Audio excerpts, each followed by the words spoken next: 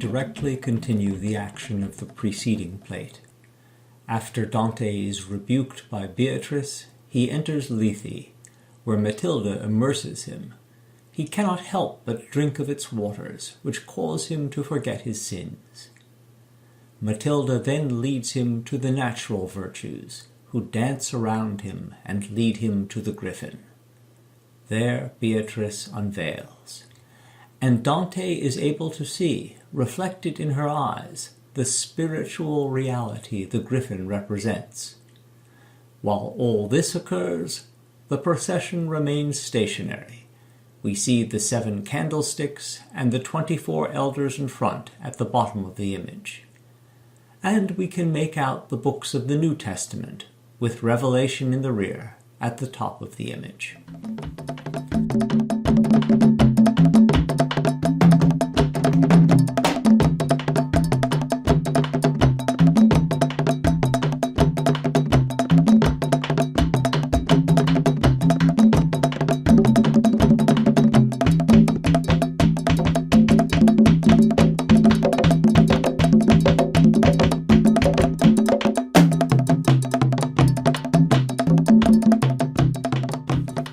The following plate brings us to Canto 32, where the procession is once more in motion.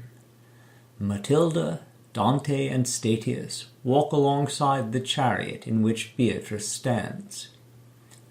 They will go to the tree at the center of the garden, the tree of the knowledge of good and evil, now dead and leafless.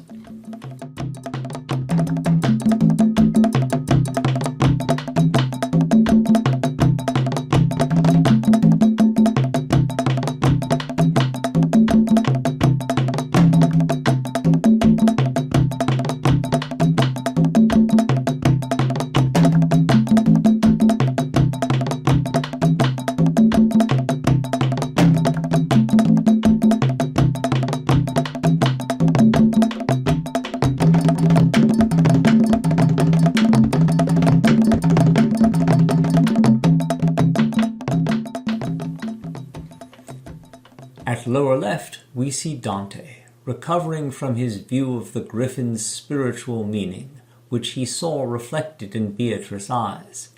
Matilda is attending to his revival, while Statius stands beside.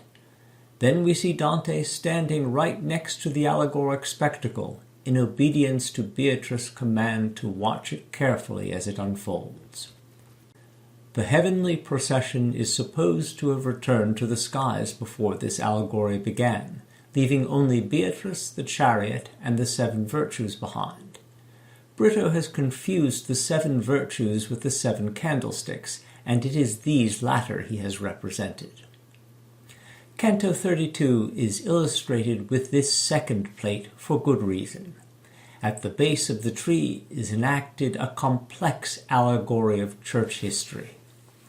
The griffin, representing Christ, has unyoked himself and leaned the chariot pole against the tree. We see only the result of this action.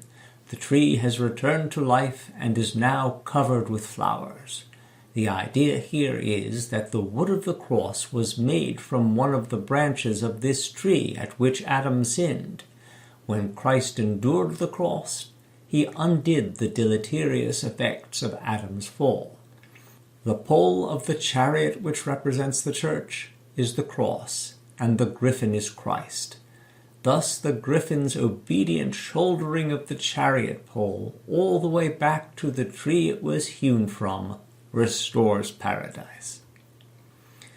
The eagle, diving down to the chariot, is the Roman Empire, first persecuting the church, and then even more destructively making it part of the machinery of government.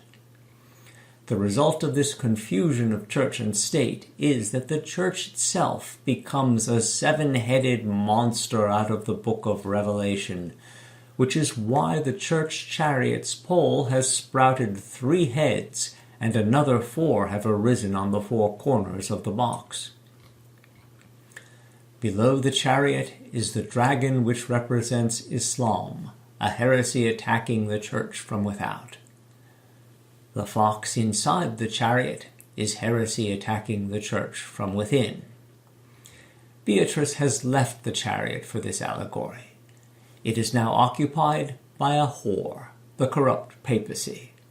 She is beaten by her lover, an ogre representing the French monarchy, which in Dante's time had moved the papacy to the south of France and controlled it totally.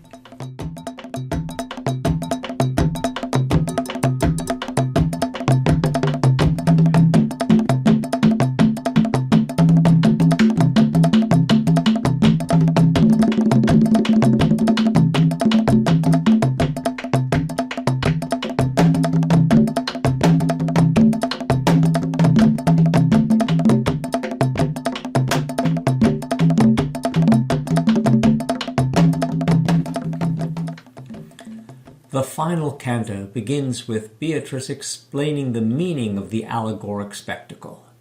Here she stands with her back to us. We can make out the olive wreath that crowns her headcloth.